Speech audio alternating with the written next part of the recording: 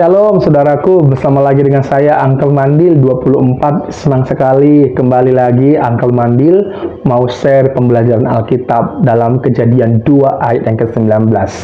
Dan dalam video ini saya akan membahas poin yang keempat ya. Kalau poin yang pertama, kedua, dan ketiga sudah saya bahas, dan sekarang poin yang keempat berkaitan dengan Kejadian 2 ayat 19. Sekali lagi terima kasih saudaraku kalau saudara sudah berkunjung melihat channel saya ini, apalagi saya sangat bersuka cita kalau kita sama-sama belajar Alkitab. Kita belajar Alkitab adalah supaya kita yang bertambah kasih kita untuk mengasihi Tuhan ya, dan kita semakin mengenal Dia, dan iman kita bertumbuh terus ya, percayanya kita terus aktif ya saudaraku, dan hingga pada finishnya ya. Saudaraku, kita buka kembali dalam dalam Kejadian pasal 2 ayat yang ke-19. Saya akan bacakan ya saudaraku. Lalu Tuhan Allah membentuk dari tanah segala binatang dan segala burung di udara. Dibawanyalah semuanya kepada manusia itu untuk melihat bagaimana ia menamainya. Dan seperti nama yang diberikan manusia itu kepada tiap-tiap makhluk yang hidup, demikianlah nanti makhluk itu. Nah, saudara, di poin yang keempat dalam video ini, yaitu semua binatang itu, binatang hutan, burung, itu dibentuk oleh Allah dari tanah. Nah, pertanyaannya, apa tujuan Tuhan Allah membawa segala binatang itu kepada manusia atau kepada Adam? Apa tujuan Allah? Kalau kita baca dalam Kejadian 2 ayat 19, apa tujuan Allah? Kira-kira menurut saudara apa? Apa tujuan Tuhan Allah? Nah, kalau kita baca, tujuan Tuhan Allah adalah untuk melihat bagaimana manusia itu memberikan nama kepada tiap-tiap binatang itu. Dan nama yang seperti yang manusia itu buat, begitu juga lah nama pada makhluk hidup itu. Saudara, banyak sekali spesies yang datang kepada manusia itu. Kalau kata David ya, kalau kita lihat, David berkata dari Universitas Chicago, kita nggak bisa, sulit sekali kita untuk menghitung berapa jumlah spesies binatang yang pernah ada di bawah matahari ini, di bumi ini. Tapi kita bisa memperkirakan ya, memperkirakan kurang lebih sekitar 2,16 juta ya, 2,16 juta spesies binatang yang ada di bawah matahari ini. Itu diperkirakan, pastinya nggak tahu berapa, bisa lebih ya saudara. Dan yang semua binatang yang dibentuk itu datang dibawa oleh Tuhan Allah kepada manusia itu. Untuk apa? Untuk diberikan nama. Saudara, Adam seorang diri memberikan nama kepada segala binatang itu. Dia seorang diri. Dan Adam tidak, kalau dalam perhitungan waktu kita kan 1 kali 24 jam, satu hari kan 24 jam.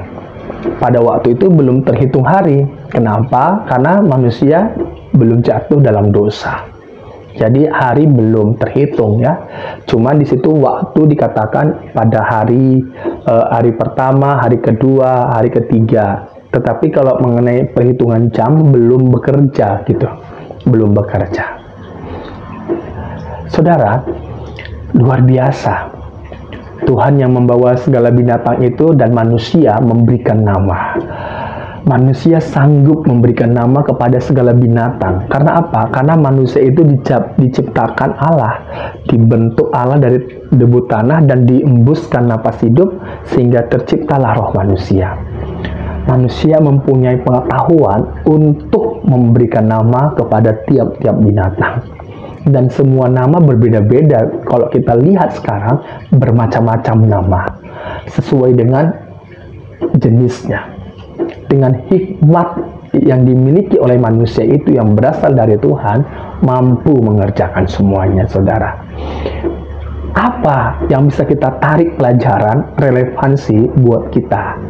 Kalau Tuhan melihat apa yang dikerjakan oleh Adam, begitu juga dengan hidup kita. Tuhan melihat apa yang kita kerjakan, baik dalam pelayanan, dalam profesi kita, dalam rumah tangga, dalam komunitas, atau dalam kesendirian kita melakukan apapun, Tuhan melihat apa yang kita kerjakan. Artinya Tuhan melihat motivasi hati kita. Apakah motivasi kita itu untuk Tuhan atau untuk diri kita? Kita lihat dalam Kolose pasal yang ketiga ayat 23. Apa kata firman Tuhan? Apapun juga yang kamu perbuat, perbuatlah dengan segenap hatimu, seperti untuk Tuhan dan bukan untuk manusia. Saudara, di dalam Kolose 3 ayat 23, seperti untuk Tuhan, itu supaya motivasi kita itu murni, tulus untuk Tuhan, bukan untuk manusia. Karena kalau kita mengerjakan untuk manusia, maka di situ akan ada motivasi yang nggak tulus, nggak murni, ada embel-embelnya. Jadi kita harus mengoreksi diri kita, apakah motivasi kita itu untuk Tuhan, atau untuk diri kita, atau untuk orang lain, ya. Jangan sampai kita ditegur, saudara. Jemaat yang ada di Efesus itu ditegur oleh Tuhan karena meninggalkan kasih-Nya. Di mana dikatakan dalam Wahyu pasal 2 ayat 4. Namun demikian, aku mencela engkau karena engkau telah meninggalkan kasih-Mu yang semula. Jemaat yang ada di Efesus itu luar biasa. Mengerjakan semuanya di dalam Tuhan. Mengerjakan, mereka menguji orang yang datang membawa kabar, ya. Mereka uji apakah benar itu utusan Tuhan apa tidak, dan mereka sabar dari orang-orang yang jahat.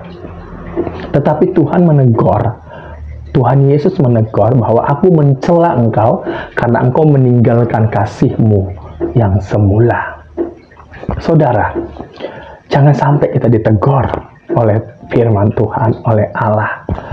Kalau hari ini kita diingatkan oleh Tuhan, kita bersyukur ya, supaya kita ke depannya mengerjakan apapun, baik itu untuk diri kita, baik itu untuk orang lain, atau untuk komunitas, kita kerjakan seperti untuk Tuhan. Tidak ada modus apa-apa, tidak ada pamrih apa-apa, tulus untuk Tuhan, ya. Kiranya Tuhan yang memberkati saudaraku dalam kita belajar Alkitab ini, biarlah kita bertumbuh iman kita kepada Dia. See you